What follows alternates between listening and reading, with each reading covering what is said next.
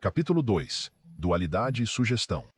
A ideia ampla de que as pessoas têm uma organização mental dupla está longe de ser nulo. A verdade essencial dessa proposição foi reconhecida por filósofos de todas as idades e nações do mundo civilizado.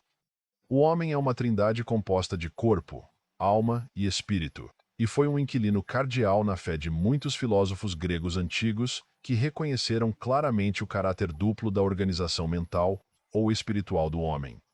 A ideia de Plato sobre o homem terrestre é que ele é uma trindade: alma, corpo e corpo terrestre. O jargão místico dos filósofos herméticos revela a mesma ideia geral.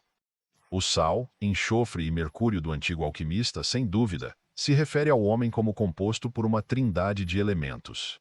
Os primeiros pais cristãos proclamaram confiantemente a mesma doutrina, como é mostrado nos escritos de origem de Clemente, Tátiano e outros primeiros exponentes da doutrina cristã. De fato, pode-se assumir com segurança que a concepção desta verdade fundamental foi mais ou menos claramente definida nas mentes de todos os filósofos antigos, tanto cristãos como pagãos. É a base de sua concepção de Deus como uma trindade em sua personalidade, forma de existência e manifestação. Uma concepção de que, diz Schelling, a filosofia da mitologia, prova que uma trindade de potencialidades divinas é a raiz da qual cresceram as ideias religiosas de todas as nações, de qualquer importância que nos conhecem.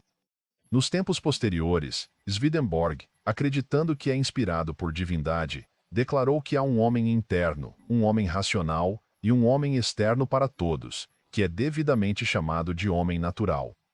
Ele novamente nos diz que existem três naturezas ou graus de vida e homem: natural, espiritual e celeste.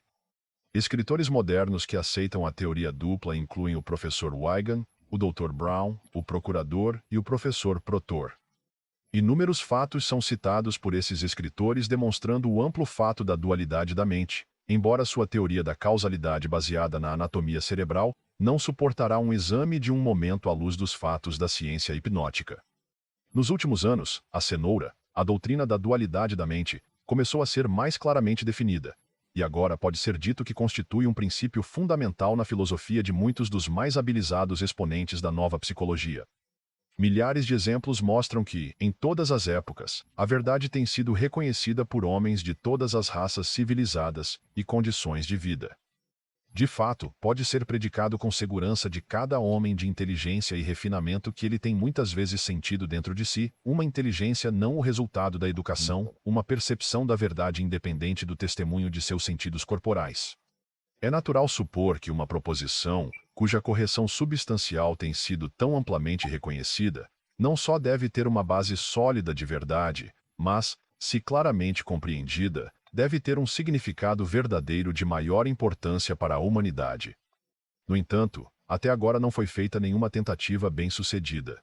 Desde que o anterior foi escrito, apareceu o capaz e interessante trabalho de Duprel, intitulado Filosofia do Místico, no qual a teoria dupla é demonstrada sem questionamento, referindo aos fenômenos dos sonhos, para definir claramente a natureza dos dois elementos que constituem a mente dupla. Nem o fato de que as duas mentes possuem características distintas foi reconhecido.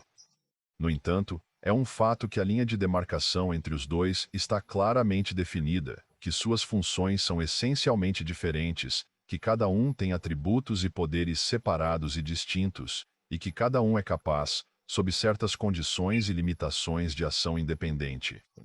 Para uma das melhores nomenclaturas, devo distinguir os dois, designando um como objetivo e outro como subjetivo. Ao fazer isso, as definições comumente recebidas das duas palavras serão ligeiramente modificadas e estendidas, mas na medida em que elas expressam meu significado exato mais do que qualquer outra que me ocorre, eu prefiro usá-las em vez de tentar moeda novas.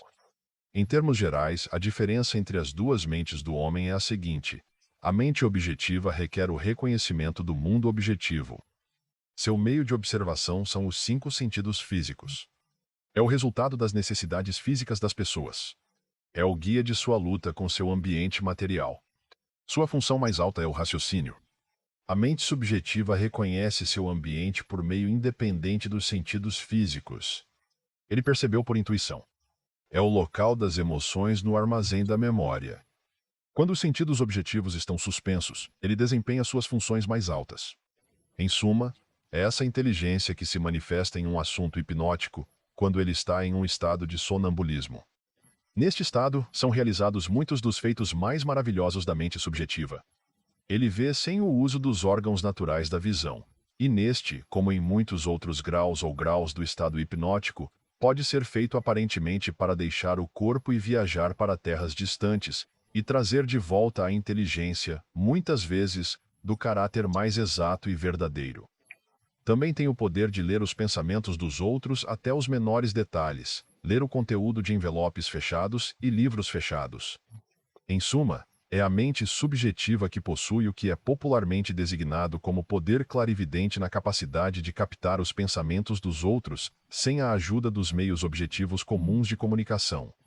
De fato, aquilo que, por conveniência, escolhi designar como mente subjetiva, parece ser uma entidade separada e distinta. A verdadeira diferença distintiva entre as duas mentes parece consistir no fato de que a mente objetiva é apenas a função do cérebro físico, enquanto a mente subjetiva é uma entidade distinta que possui poderes e funções independentes, tendo uma própria organização mental e sendo capaz de sustentar a existência independentemente do corpo. Em outras palavras, é a alma. O leitor deve ter essa distinção em mente quando prosseguimos. Um dos pontos mais importantes e mais notáveis de diferença entre as duas mentes está relacionado ao assunto da sugestão. É neste caso que a pesquisa do hipotus moderno nos dá a ajuda mais importante. Se concordamos com a Escola de Paris em dar à sugestão um lugar secundário entre as causas dos fenômenos hipnóticos, ou com a Escola de Nancy em atribuir todos os fenômenos à potencialidade da sugestão, não há dúvida do fato de que quando a sugestão é empregada ativamente e inteligentemente, ela é sempre eficaz. Portanto, as seguintes proposições não serão contestadas por nenhum estudante inteligente de hipnotismo. 1. Que a mente objetiva, ou digamos, o homem em sua condição normal, não é controlável contra a razão, o conhecimento positivo ou a evidência de seus sentidos pelas sugestões de outro. 2. A mente subjetiva ou o homem em estado hipnótico é inqualificada e constantemente aceitável ao poder da sugestão. Ou seja, a mente subjetiva aceita sem hesitar ou dúvida todas as declarações feitas a ela, por mais ridícula ou inconsistente ou contrária à experiência objetiva do indivíduo. Se um sujeito for dito que ele é um cão, ele instantaneamente aceitará a sugestão e até o limite da possibilidade física, agir a parte dualidade e sugestão sugerida. Se lhe for dito que é o presidente dos Estados Unidos, ele vai agir com uma maravilhosa fidelidade à vida. Se lhe disserem que está na presença de anjos, ele será movido a atos de devoção. Se for sugerida a presença de diabos, o seu horror será instantâneo e doloroso de ver. Ele pode ser jogado em um estado de intoxicação por ser causado a beber um copo de água, sob a impressão de que é conhaque, ou pode ser restaurado à sobriedade pela administração de conhaque, sob o disfarce de um antídoto para a bêbada. Se ele estiver com febre alta, seu pulso se tornará rápido, seu rosto se vermelha e sua temperatura aumentará. Em suma, ele pode ser feito para ver, ouvir, sentir, cheirar ou provar qualquer coisa. Em obediência à sugestão, ele pode ser elevado ao maior grau de exaltação mental ou física pelo mesmo poder, ou ser mergulhado por ele em condições letárgicas ou catálicas que simulam a morte. Estes são fatos fundamentais conhecidos por todos os estudantes da ciência do hipnotismo. Existe outro princípio, no entanto, que deve ser mencionado neste contexto, que aparentemente não é tão bem compreendido pelo hipotus. Geralmente me refiro ao fenômeno da sugestão automática. O professor Bernheim e outros reconheceram sua existência e seu poder para modificar os resultados de experimentos em uma classe de fenômenos hipnóticos, mas aparentemente não conseguiram apreciar todo o seu significado. É, de fato, de importância coampla com o princípio geral ou lei da sugestão, e é uma parte essencial dele. Ele modifica todos os fenômenos e às vezes parece formar uma exceção à lei geral. Entendidos adequadamente, no entanto, não só será visto enfatizar essa lei, mas também harmonizar todos os fatos que formam aparentes exceções a ela, sendo as duas mentes possuídas de poderes e funções independentes. Segue-se como um corolário necessário. A mente subjetiva de um indivíduo é tão aceitável ao controle de sua própria mente objetiva, quanto a mente objetiva de outro. Isto é verdade de mil maneiras. Por exemplo, é bem sabido que uma pessoa não pode ser hipnotizada contra sua vontade. Como a condição hipnótica geralmente é induzida pela sugestão do operador. Seu fracasso se deve à sugestão automática contrária do assunto. Novamente, se o sujeito submeter à hipnotização, mas decidir com antecedência que não submeterá a certos experimentos esperados, o experimento definitivamente falhará. Um dos melhores sujeitos hipnóticos conhecidos nunca permitiria ser colocado diante de uma empresa enquanto em sua condição normal. Ele tem uma dignidade notável e é altamente sensível ao ridículo. E essa sensibilidade entrou em sua defesa e fez um quadro de todas as tentativas de fazê-lo colocar em uma atitude ridícula. Novamente, se um sujeito hipnótico se opõe seriamente ao uso de bebidas fortes, nenhuma persuasão do operador pode induzi-lo a violar seus princípios estabelecidos, etc., através de todas as fases variadas do fenômeno hipnótico.